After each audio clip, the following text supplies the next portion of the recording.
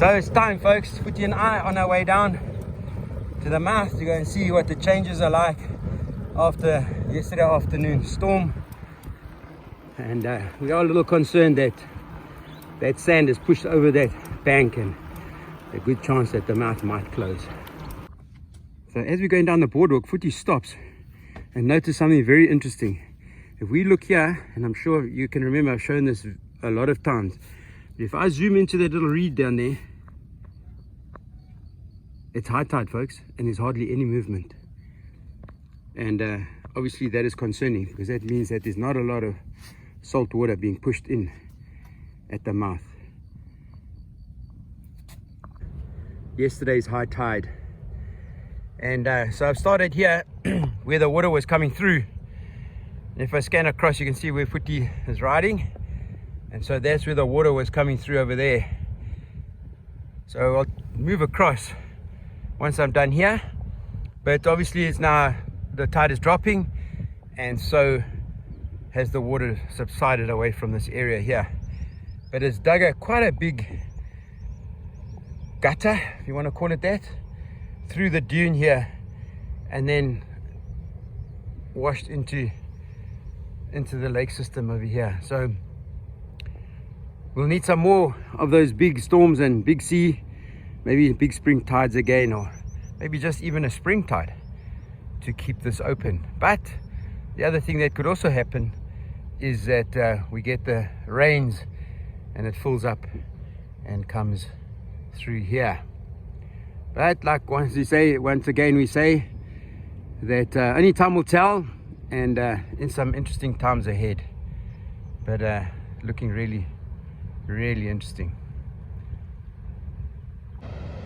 So here's the gap, and you can see it's quite wide. I'd like to go and measure it.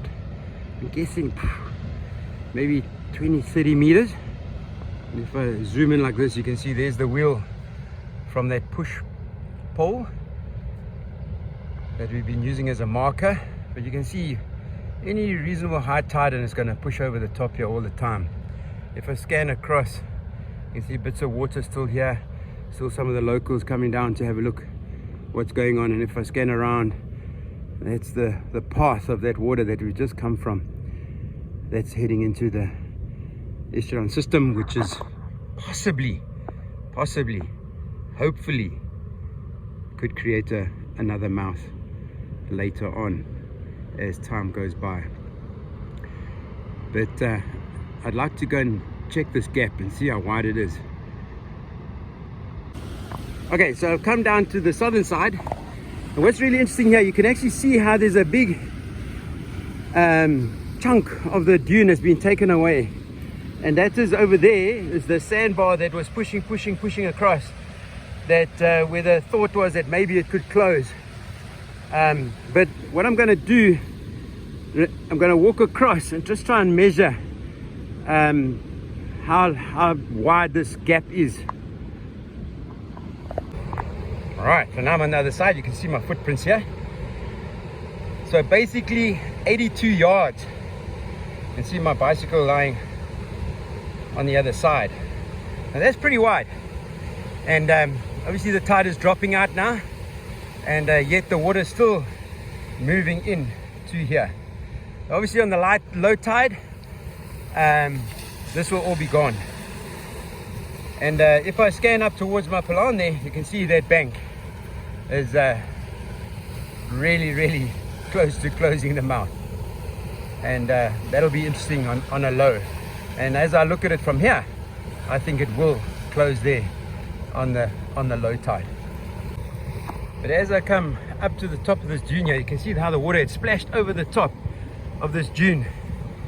And so that's still pretty high. And if I come right up to the top and I stand up here, you see what I mean. And these waves are crashing over the top of this. Really interesting. And the sea is still quite big. But one of the interesting things that possibly could happen here, and please remember, these folks, these are just my thoughts, they're not set in stone. But if I go back around and I look at this section here where all the sand is, towards the mouth area, if I come up top here, this is basically standing on a little island here. You can understand what I'm trying to say? But if that does close up there towards Mapalan, the lake will then fill up with the fresh water that's still flowing in the Umfolozi River, and then it might push out in this little channel behind me that I've been speaking about all the time. But yes, interesting times ahead, and so only time will tell how this is going to change, and I look forward to that. There's a rider along the top here. This was the old channel, and you can see it's quite narrow. A lot of sand that's been pushed over the top there, which you can understand. Just riding along here. So you folks can see what it looks like. I'm going to be out of breath fighting the soft sand. This is a little stretch here. Yesterday the water was also running into the back here, into the lake yesterday. Oh, here comes a beast now. Remember the tide's dropping here around that one. Every now and then there's that rogue wave still coming through, pushing the water in. You can see how yesterday went right in there. So lots of seawater penetrated through yesterday. Get around that wave and now back down to the section here.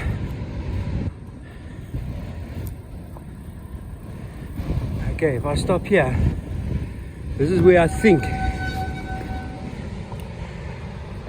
the possibility that the water will create a new mouth over here. You can see there's the bank there.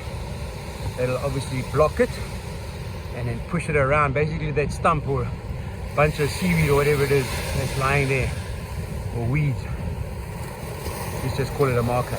Everything left of that. Oh, let's check the water here. Oh, came in close. So if I look at this now, there's a good chance it's going to close on the low tide. But I'm hoping, just hoping that there's enough push from the fresh water to just go through this gap here. But unfortunately I won't be able to come down later. Maybe I'll ask footage to come down and get me some footage of what it looks like on the low later on in the morning. Right, I'm at the Pinnacle. Here you see the hippos there in the back there. They haven't seen some salt water for a long time. But so Umfolozi up there. If I scan around, you'll see here. That was the old channel going down there to the left. And yeah, this big sea has pushed in a lot of sand. And I think, like I said a little bit earlier, she's going to close on the low tide. All this foam on the top here, floating on the water, I think, I'm not sure, maybe the clever people can let me know, is the combination of the fresh water and the salt water that has created all this foam, and obviously the massive sea.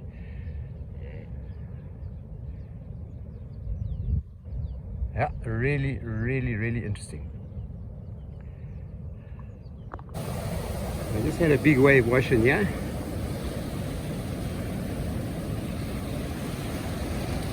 I'm going to show you how shallow this is.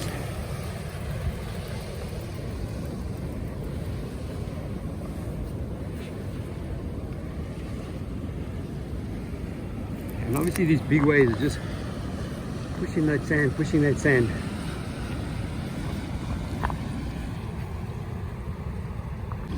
You can see how the The water's running away after that that wave came through.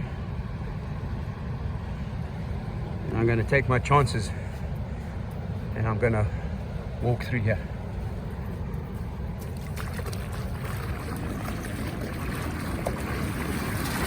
So this is quite deep. You can see here basically up to my, I just walk across and now I'm on the other bank. So basically what I could do from here is walk across to my pilon. There's my mate. So yeah, we'll see what happens later on.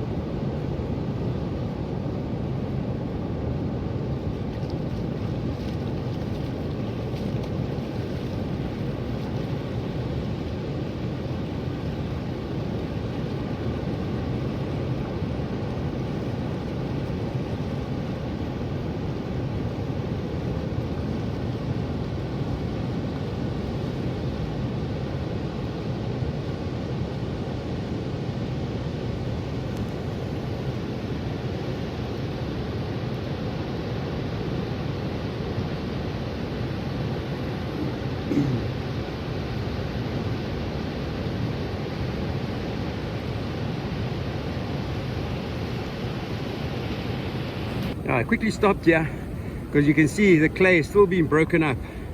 It's underneath these dunes. Fudi and I are going home now. Just saying that it's quite disappointing to see the condition or the state of the mouth at the moment. But we must always understand that this is nature and nature does its own thing.